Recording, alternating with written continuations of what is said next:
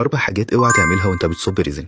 اول حاجه، اوعى تنسى او ما تلتزمش بنسبه الخلط الصحيحه المكتوبه على العبوه بين الريزن والمصلب. ده هيخلي الخليط مش هينشف معاك كويس او هيفضل لزج، فانت لازم تتتبع بدقه التعليمات الموجوده على العبوه. تاني حاجه، اوعى تستعجل في عمليه الخلط وتخلط الريزن مع المصلب خلط غير كافي وسريع، لان ده هيطلع معاك بابلز في الريزن، وكمان الريزن هيكون مش مخلوط كويس مع المصلب. فانت لازم تخلط ببطء لمده من 3 ل 5 دقائق لحد ما الخليط يبقى شفاف ومتجانس معاك. تالت حاجه، اوعى تسيب بابلز في الريزن من غير ما تعالجها او تتخلص منها، لان ده هيدي شكل نهائي للقطعه غير احترافي. فانت لازم تستخدم التورش او الولاعه لازاله البابلز بعد الصب على طول. رابع حاجة، اوعى تصب الريزن بطبقة سميكة جدا مرة واحدة، لأن وقتها الريزن هيبتدي يطلع حرارة زايدة وممكن يتشقق أو يتعرض للإصفرار.